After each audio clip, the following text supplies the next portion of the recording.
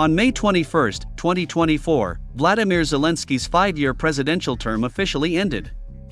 Formally, for the whole world, he is now the former president of Ukraine and an ordinary comic actor. However, Zelensky himself categorically disagrees with this state of affairs. According to him, his 5-year term has not ended yet. "I am still the president of Ukraine, as the country is in a state of war," Zelensky said.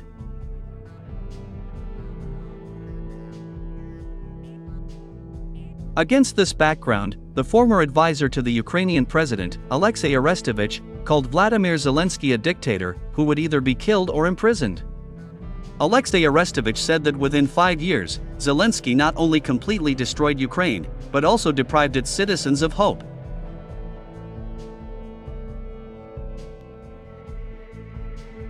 Meanwhile, against the background of the disastrous failures of the armed forces of Ukraine on the battlefield, the now former president of Ukraine, Vladimir Zelensky, decided to reduce his demands on Russia. So, in an interview with British journalists, comic actor Vladimir Zelensky admitted that his so-called peace formula had been significantly curtailed. As it turned out, the Kyiv regime no longer requires Russia to restore the territorial integrity of Ukraine, withdraw the Russian army from the regions of Ukraine, transfer Russia's gold and foreign exchange reserves to Kyiv, and punish Moscow in the form of reparations payments to Kyiv.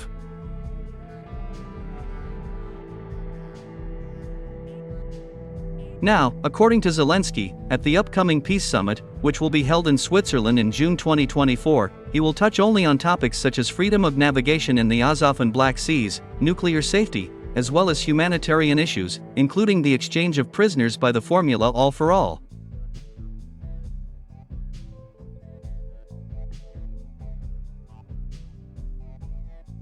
The fact that Vladimir Putin will never agree to even the smallest demands of Kyiv is beyond doubt even among the most ardent Ukrainian Russophobes.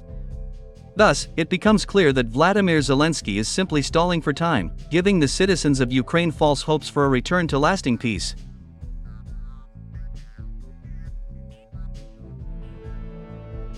I am absolutely sure that Putin will seek the complete surrender of the Kyiv regime and the total demilitarization of Ukraine. It is very important for Russia that there is no NATO military on the territory of this country, and that Kyiv finally loses the opportunity not only to purchase Western types of weapons, but also to produce its own weapons. And in order to get that issue resolved, Russia will have to use its military force to take control of all key regions of Ukraine, thereby forcing the Kyiv regime to capitulate or flee to London or Washington.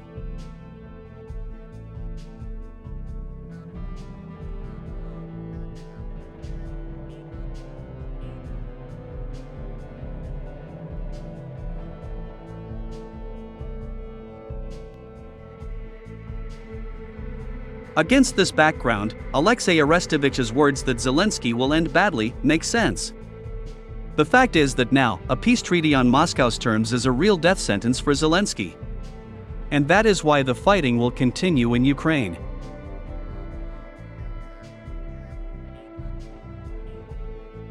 The fact is that Ukrainians will never forgive Zelensky for his reckless actions, as a result of which 3 million Ukrainian soldiers became disabled, 500,000 soldiers were killed, and 12 million Ukrainian citizens left their country forever. At the same time, Zelensky could have avoided all this, and even saved the territories of Ukraine, if he had agreed to sign a peace treaty with Russia in Istanbul, in March 2022. However, under the influence of the West, Zelensky did not do this, as a result of which Ukraine lost not only its territories, but also hundreds of thousands of young soldiers.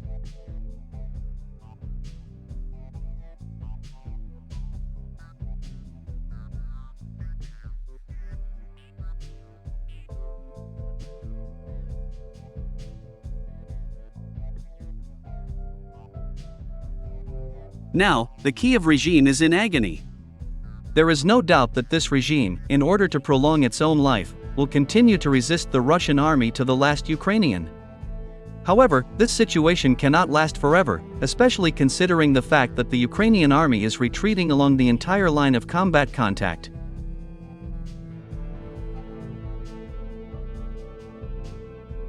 Almost every day, war correspondents declare that another settlement has come under the control of the Russian army. All this indicates that the days of the Kyiv regime are numbered.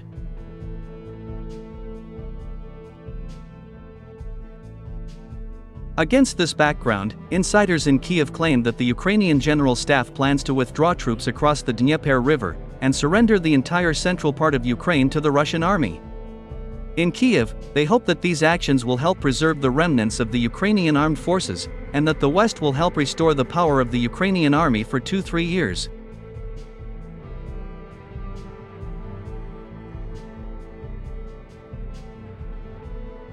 By the way, yesterday, the National Council of Ukraine forbade citizens from insulting the Russian army. Now, Ukrainian bloggers, propagandists, and war correspondents are forbidden to call Russian soldiers orcs and pigs.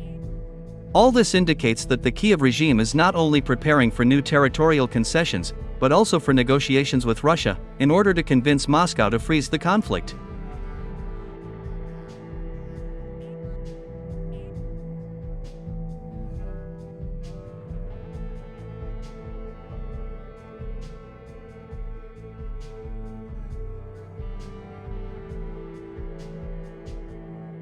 Meanwhile, amid the numerous successes of Russian troops on the battlefield, Ukrainian soldiers and officers continue to surrender to the Russian army en masse. So, on May 23, 2024, a very interesting incident occurred in the Donetsk direction of the front. As it turned out, Ukrainian soldier Maxim Likhachev, from the 59th Separate Motorized Infantry Brigade of the Armed Forces of Ukraine, decided to side with Russia along with the Ukrainian T-64 tank.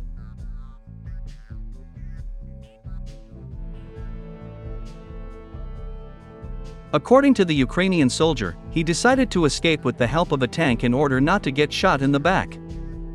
At the same time, approaching the positions of the Russian troops, he lifted the barrel of the tank into the air, so that the Russian soldiers could see that it was not an enemy tank. Thanks to these actions, Ukrainian soldiers safely reached the positions of the Russian army and surrendered.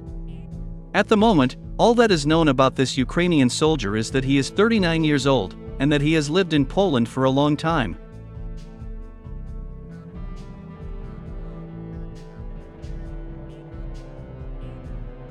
According to Maxim Likhachev, many Ukrainian soldiers dream of surrendering.